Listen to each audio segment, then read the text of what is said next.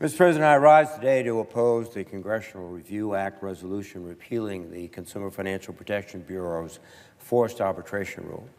At a time when millions of Americans are suffering the consequences of abusive practices by major financial institutions, including massive consumer fraud by Wells Fargo, and the exposure of up to half of the national population's personal information due to inadequate cybersecurity by Equifax, it is simply wrong to give immunity to bad corporate actors against lawsuits by the very customers they harmed. I urge my colleagues to think about the millions of Americans who still don't know all the facts about whether they are victims of one of these or other major banking scandals and deserve the chance to gather the facts and hold the responsible parties accountable. This anti-consumer resolution strips away those victims' constitutional first line of defense against lending fraud and permits corporations more opportunities to take advantage of consumers. We have known for years that forced arbitration clauses harm the financial security of those who are most vulnerable to lending scams. Companies slip these clauses into the fine print of contracts for everything from loan applications to purchases on a smartphone. And let's be clear, even if every American had the time to read and understand the fine print of every contract they sign, most of these contracts by major financial institutions are one-sided, and the consumer has no power to bargain the terms in the fine print.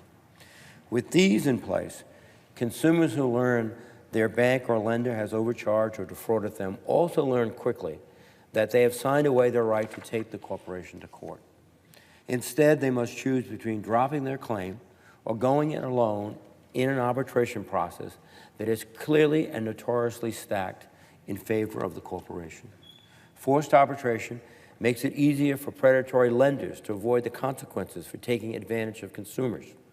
This reality is even more outrageous when we consider the fact that predatory lenders view service members, military families, and veterans as prime targets for financial scams.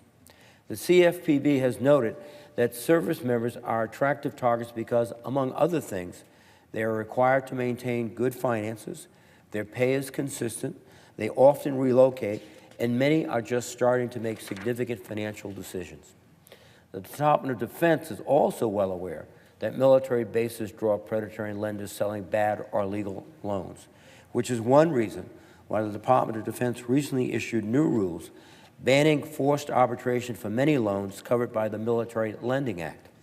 But these rules still don't cover the full range of financial products that may be used to take advantage of military consumers and their families.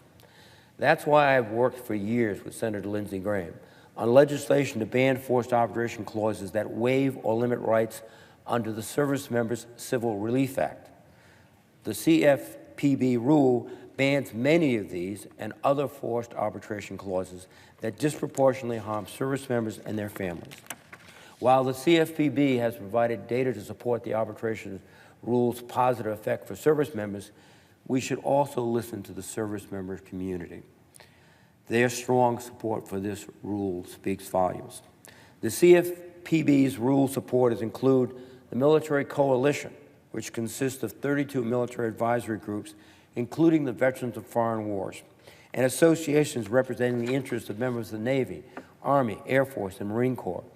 Moreover, in August, the National Convention of the American Legion adopted a resolution opposing legislation to repeal the CFPB forced arbitration rule because, among other reasons, it, quote, is extremely unfair to bar service members, veterans, and other consumers from joining together to enforce statutory and constitutional protections in court, close quotes.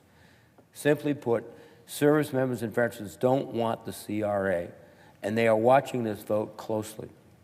Mr. President, forced arbitration is a prime example of a rigged system whereby powerful corporations and interests play by different sets of rules than average Americans. When a normal person defrauds another person, that person is entitled to seek a resolution in court. It is wrong for us to allow major corporations to create their own justice systems that serves their own interests at the expense of American consumers, families, service members, and veterans. I urge my colleagues to oppose this resolution and to permit the CFPB arbitration rule to go into effect. And with that, Mr. President, I would note the absence of quorum. The clerk